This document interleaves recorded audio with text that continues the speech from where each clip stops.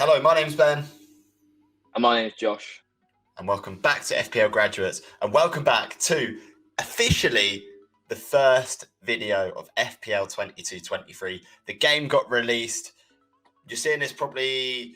So the game got released yesterday, I think, or the day before when you're seeing this. But we are back and we're ready to do it all over again, aren't we, Josh? Yeah, it's really exciting. Everyone's been waiting so long to get involved and get their teams made. Well, now you can do it, and we're going to show you our first official drafts with all the new players and all the prices available to us.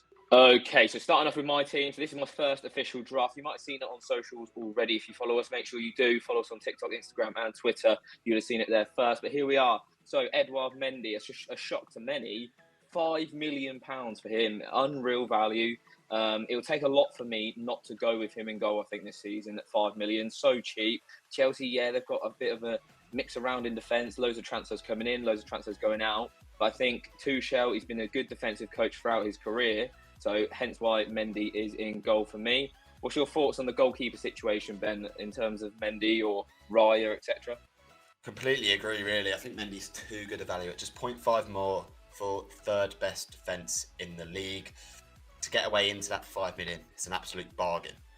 So moving on into defence, Tomiyasu kicks us off. 4.5 million for Arsenal starting right back, we presume. Obviously, he missed a lot of last season due to an injury, supposedly.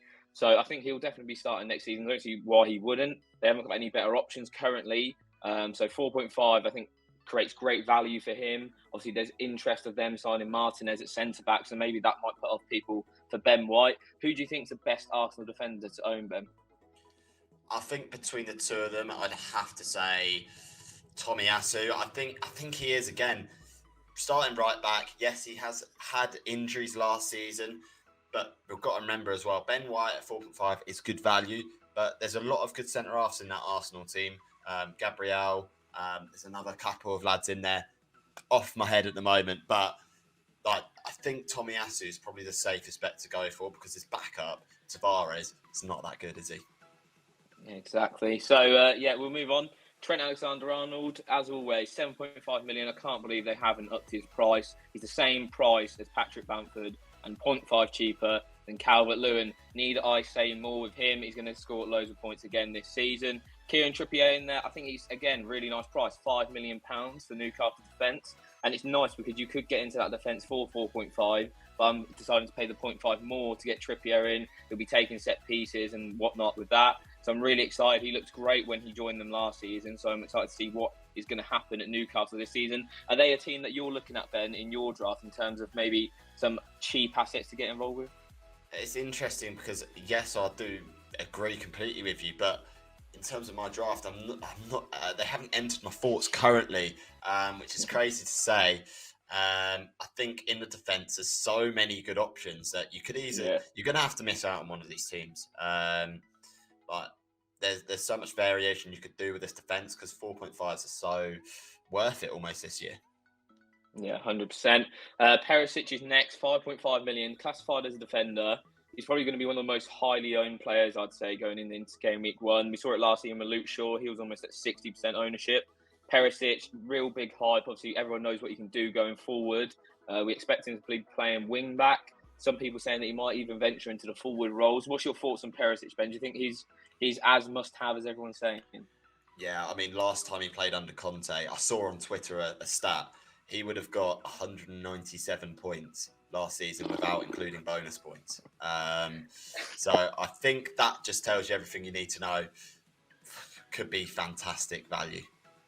Yeah, Spurs adding to their team as well. They're not looking too shabby. Last but not least is Johnny. Obviously, Wolves at the minute only have two fullbacks. So Johnny's one of them and Nouri's the other. So either of those, I think you'll be fine to pick if they don't sign anyone else in those positions. Johnny should be playing right back. Came back last season from a big injury. I think, obviously it's one of those ones where is the injury going to come back? I don't know. But Wolves have some really nice starting fixtures. So whoever's fit and playing at fullback at 4.5 million will almost certainly be in my game week 1 draft. So moving into the midfield, it's going to be an interesting one. I'm not too happy with it at the minute, and hence why this is obviously our first initial draft. These will change loads before we get into the start of the season. Gabriel Martinelli is my first pick. with Rafinha looking likely either Barcelona or Chelsea. I think Arsenal are a bit out of the race with that. Martinelli, I guess, should have that spot almost locked down. Saka on the right, Martinelli on the left is what I'd think. But obviously, there's so many interchangeable parts in that Arteta system. Who would you think starts in that Arteta midfield? Because there's so many good priced assets in that midfield, Ben. It's really difficult to say who's gonna start and who's not. But once Arteta gets in a winning run of form, he doesn't change his team from there. So it's all about picking that player who you think's gonna be in the team when they start hitting form. And it could very well be someone like Martinelli. It could very well be another one of their many attacking assets that they've got now. Yeah, absolute plethora of options to choose from. So hopefully we'll be able to see maybe pre-season who is coming out on top in terms of minutes there. Mo Salah is up next. Again, similar to Trent. I don't think I need to say much here. A little price rise to 13 million, but there's a reason for that. He's been unbelievable. Arguably the best player in Fantasy Premier League ever. So he'll be there. He'll be captain game week 1. That's almost a lock already. Ben, is there anything else to say about Mo? Nothing else you need to say. He's got to be the first name in the team sheet, hasn't he? What a player. Yeah, and then moving on to the other midfielders, Bruno Guimaraes. Someone needs to get in the comments and tell me how to say his name properly. Because he's going to be in my team at some point this season. He looks good, £6 million. I think that's a great bit of value for him as well. He looked like he was getting forward a lot last season compared to how he was at Lyon as well. So decent option. Son as well. I've gone for a double premium midfield. Son at 12, a little bit higher than a lot of people were predicting, but I think he's so worth it. And especially with all of these additions to the Spurs team, do you think he might get rotated minutes-wise, Ben, with Richarlison? Obviously, Richarlison to play out left and up front. Is that maybe a little thing to think about when picking him and Son? I see Son playing less minutes than last season, but not too many less. I think he'll get subbed off a little bit more if Spurs are winning and that sort of thing. But in terms of starts, Spurs are the sort of team that are going to have to play a pretty strong team every single game if they want to sort of attain Champions League football again next year. So, yeah, it's one to bear in mind. I think more to bear in mind once the Champions League starts, to be honest. Because like we've seen with a lot of UCL clubs, they'll play their full-strength Champions League if they have a relatively easier game in the Premier League at the weekend. So it's just worth bearing that in mind and probably waiting off sort of transferring in or out until after those midweek games. Yeah, definitely agree with that. I've also just noticed that all my defence and all my midfield are all the same team from above and below. So that's an interesting little pick there. I know. Louis Neto is up next. 5.5 million, I think, is an absolute bargain for him. He's probably one of the best bargain midfielders you can choose if he can just maintain his place in that team. We've seen that he can get some good output.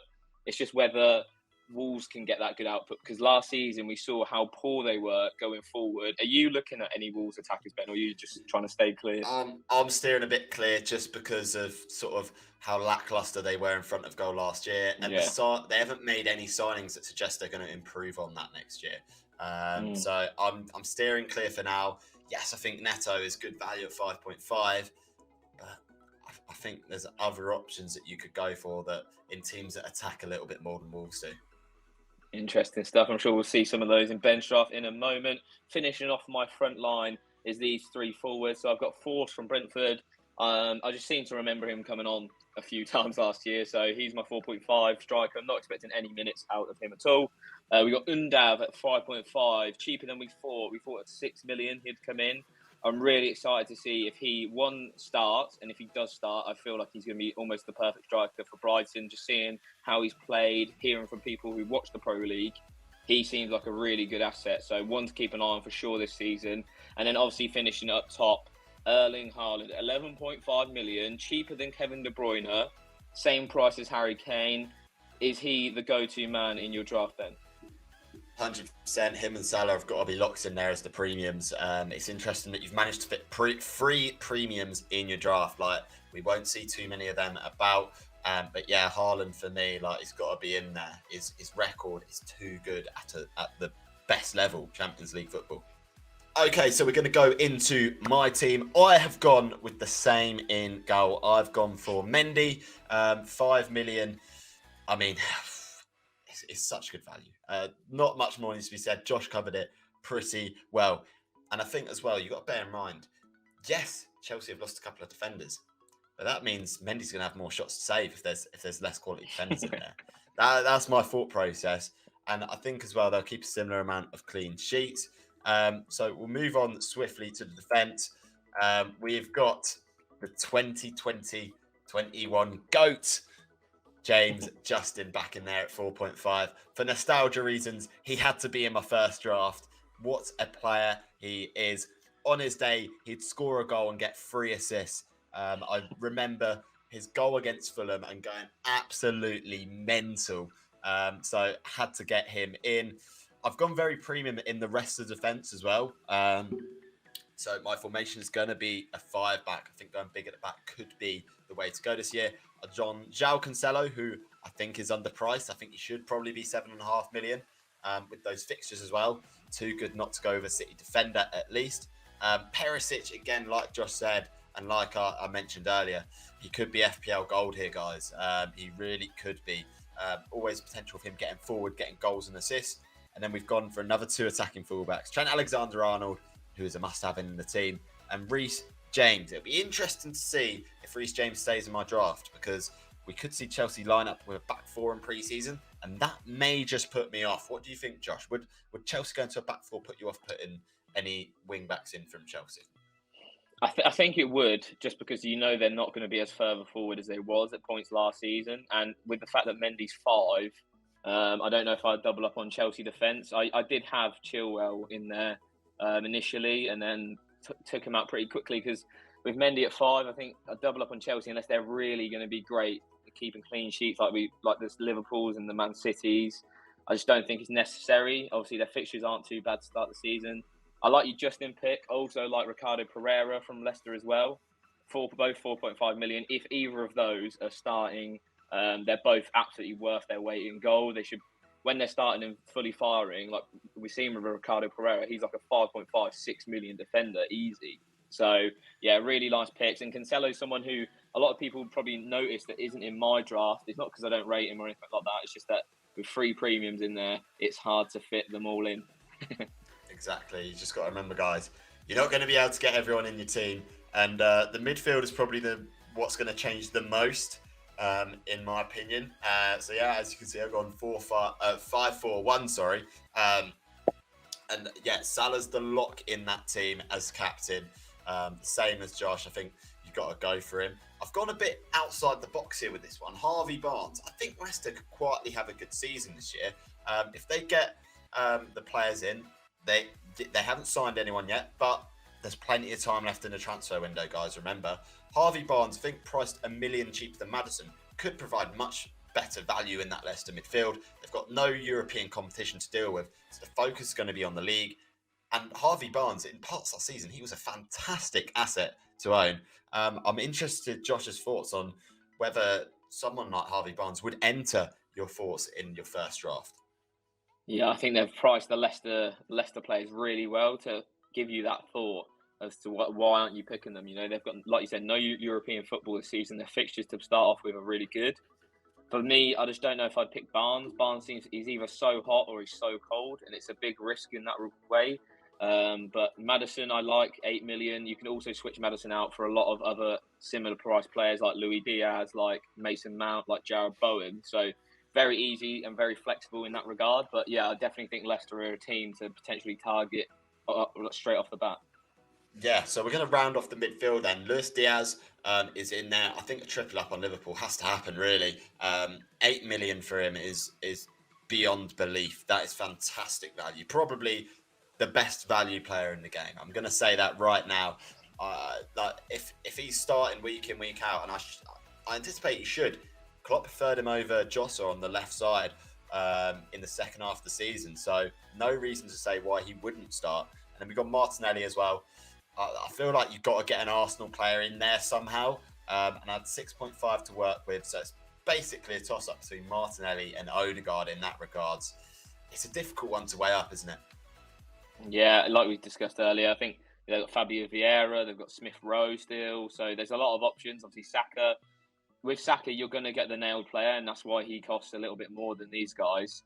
So if you've got the funds available, I would definitely say obviously Saka is the first player that you should go for. Okay, and then we'll go to the striker and the current bench as well, guys. So, as my striker, Haaland, we've said enough about him already. He's going to be hopefully a fantastic asset to own in FPL this season. And then on the bench, I've gone Caballero. He was 4 million, and in my opinion, could be one that could start the season if they don't want to put Bazunu in straight away. I've gone Mateta, who at 5.5 could be a good alternative to Undav. Palace do have some difficult fixtures to start with, but we saw them perform quite well against the big teams last year as well. Got to remember that. They caused teams a lot of problems. Moda is my 4.5 million midfielder. Really, that could have been anyone. I just went and picked him. I didn't have a Brighton player. May as well get one in. And then we've got Greenwood from Leeds as well up front. So that rounds off my team. Josh, is there anyone that you'd say is potentially missing from that team? I wouldn't say anyone's missing. Obviously, it's too early days to say that, and I don't think there's anyone who you need to have either, other than maybe like Mo Salah. I think you're just you're betting against the odds if you're not going with someone like Salah and Trent, because almost everyone is going to own them. I know it's not maybe the most fun thing to do, but it's definitely the wise thing to do. He's definitely picked Caballero on the bench for the kits, not because he might start the season. It's a pretty wavy kit there from Southampton. And someone else to just pop in at the end of the video. See, it's good to know if you stayed this long, is that Andy Pereira is going to Fulham, and he is 4.5 million. So he could be a decent little midfield option off the bench at 4.5. So it's going to be one of those to wait and see, but I expect him to start pretty regularly for Fulham. Yeah, it could be a really good signing for Fulham and a really good £4.5 million option too. So guys, that rounds off our first draft video. We hope you enjoyed it, and we hope that you've got a little bit more of an inkling as to which players you might want to get in your team. Yeah, it's going to be interesting, and our teams are going to change loads. So if you want to see them and what we're thinking going into the season, make sure you hit that subscribe button and stay up to date with the channel. Yeah, and as usual, I've been Ben. I've been Josh. We'll see you guys later.